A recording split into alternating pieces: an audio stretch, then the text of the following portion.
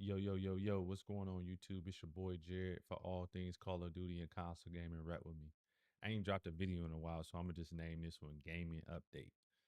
I ain't really got much to talk about, so we're just gonna ramble. I'm gonna start off with Xbox today. Xbox has been making some changes. Obviously, they changed. Phil Spencer stepped down and Asha Sharma has stepped in. It's rumored that Xbox will be bundled with Netflix or another subscription service like Netflix, maybe at Amazon. I don't know. That's just rumors. Again, that's big. They actually been making some changes. They're bringing back Xbox achievements. They're really just cleaning up the platform. I believe they made some dashboard updates. I'm not on Xbox anymore, but it's just good to see that they still got their hat in the ring and they're changing things around, kind of going back on the whole everything's an Xbox thing. So that's a positive. It's also rumored that Call of Duty won't be a part of Game Pass too much longer.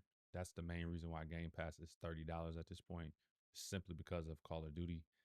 Xbox bought Activision in 2022, and it's pretty much been a failure. I mean, I'm pretty sure somebody's taken a loss with it being on Game Pass, whether that be Xbox themselves or Activision.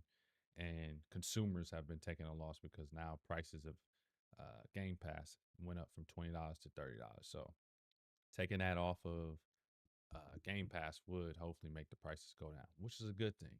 Um, I've seen some content creators got T-shirts and stuff come sent to them by Xbox with the Project Helix. So that would be the next generation Xbox. This whole PC hybrid.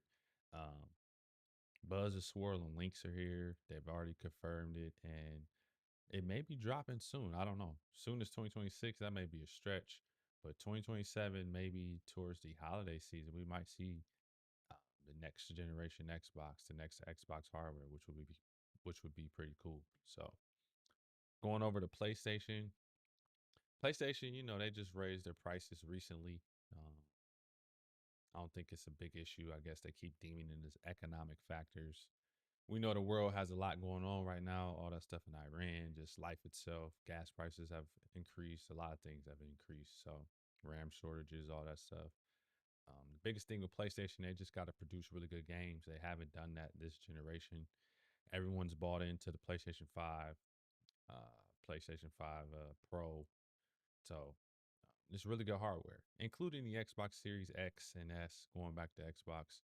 These consoles that we currently have right now, if you haven't bought one yet, you should. But unfortunately, the prices have rose. But they should support these long after the PlayStation 6, this next Xbox come out. Way after that. I mean, they're really good consoles. If you got an Xbox right now, Series X or S, or a PlayStation 5, PlayStation 5 Pro, you can hang on to that thing for the next 10, 15 years. I know they'll still support it. It can run all the games smoothly and they look nice. So PlayStation, though, they haven't produced the best games as of late. Not many remakes. There's a couple games that they were going to release have been canceled. They're firing studios. They're losing developers.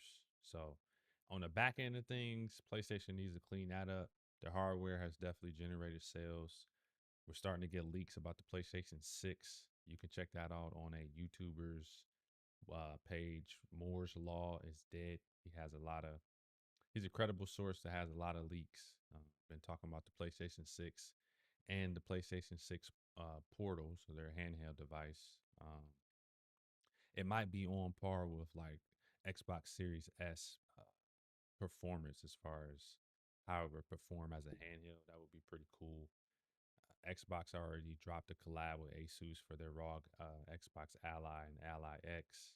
It's been good, a lot of good reviews. It's playing PC games natively on a handheld device. So PlayStation is good and Xbox is good as well.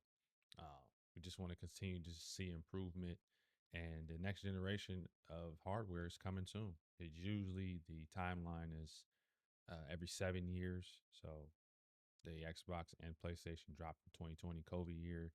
Now we're rolling up mid of 2026. By 2027 will be the typical release date.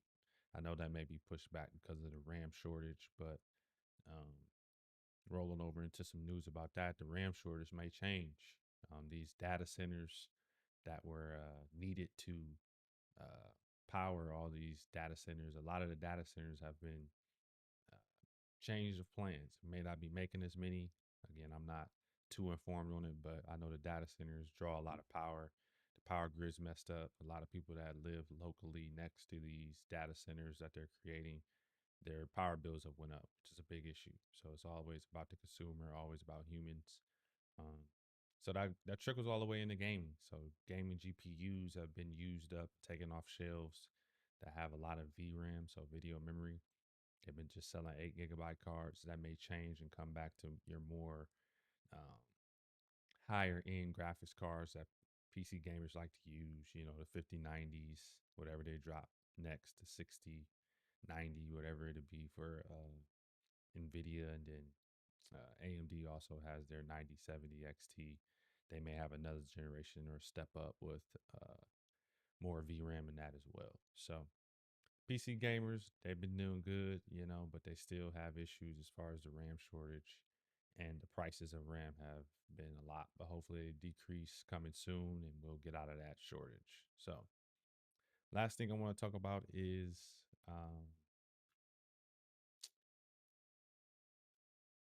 and last thing I really want to talk about is Nintendo. So, Nintendo still, being Nintendo. The only thing I like about Nintendo, they're exclusive. You play their games, you have to go to their platform.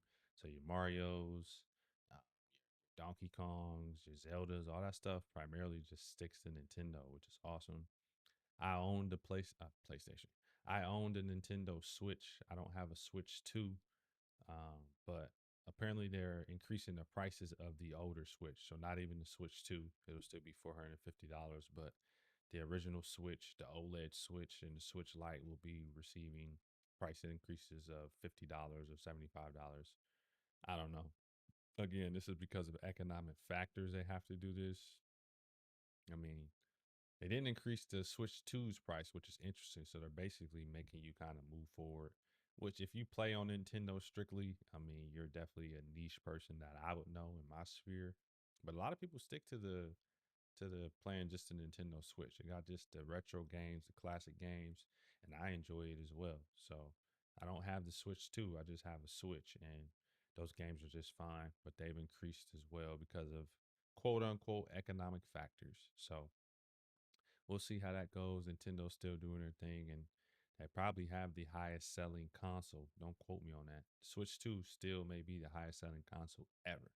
I think since it's dropped, they've already sold like 10 million units within a year, which is like a lot, 10 to 12 million. So uh, I keep up to date with all this stuff. It just pops up on my Google, stuff pops up on my YouTube. So I'm not the most informed. I just kind of give you my thoughts and my opinion. Lastly, I want to talk about Call of Duty. We're in the thick of it with season 3. I'm almost done with my singularity camo for multiplayer. So I'll have the master camo done. I got about 5 to 6 guns left. I'm excited about that. I'm still grinding. I haven't jumped into Avalon. They keep making good updates to the game. Uh, I got a lot of content in Call of Duty. The weekly challenges, their new events every single week.